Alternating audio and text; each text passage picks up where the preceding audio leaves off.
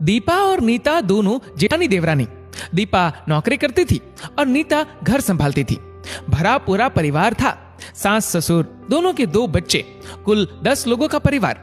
कई सालों बाद दोनों की बुआ सास कुछ दिन अपने भाई के पास रहने आई। सुबह उठते ही बुआ जी ने देखा दीपा जल्दी जल्दी अपने काम निपटा रही थी।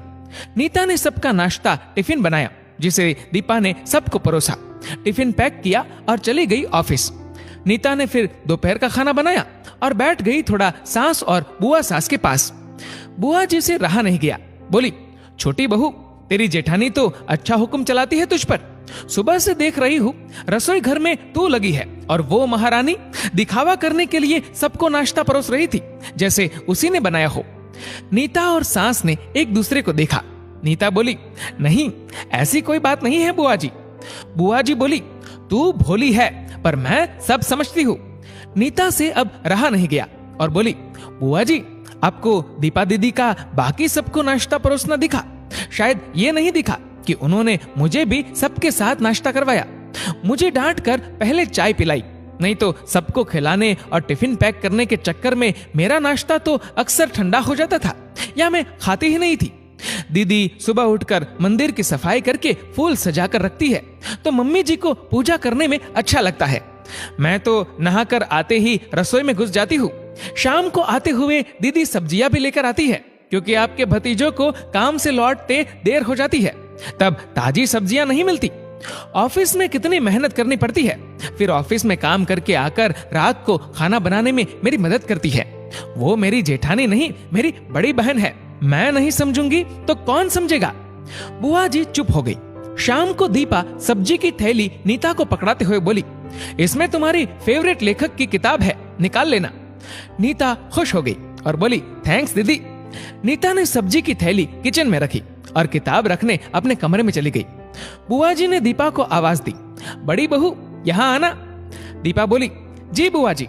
बुआ जी बोली, तुम इतनी मेहनत करके कमाती हो और ऐसे फालतू किताबों में पैसे व्यर्थ करती हो, वो भी अपनी देवरानी के लिए।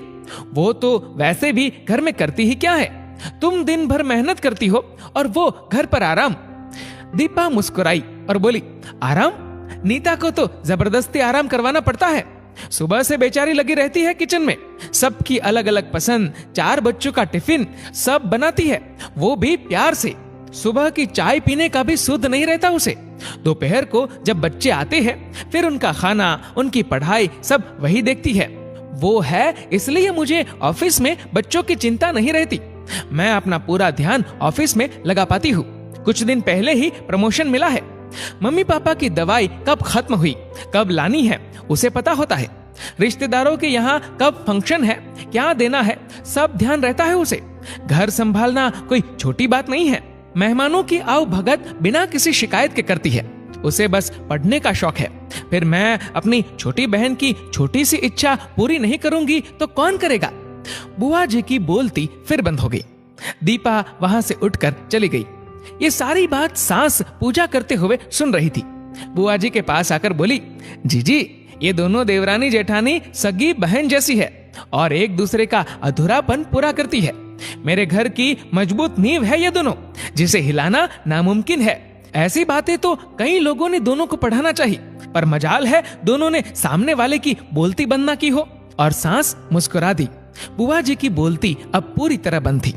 दोस्तों, इस वीडियो को लेकर आपकी क्या राय है, नीचे कमेंट करके जरूर बताएगा। और अगर आपको वीडियो अच्छा लगा हो तो इस वीडियो को लाइक करेगा, शेयर करेगा ज्यादा से ज्यादा लोगों तक। और ऐसे ही और भी इंस्पिरेशनल वीडियोस के लिए सब्सक्राइब करें हमारे यूट्यूब चैनल को और फेसबुक पर फॉलो करें हमारे पेज को। धन्यवाद।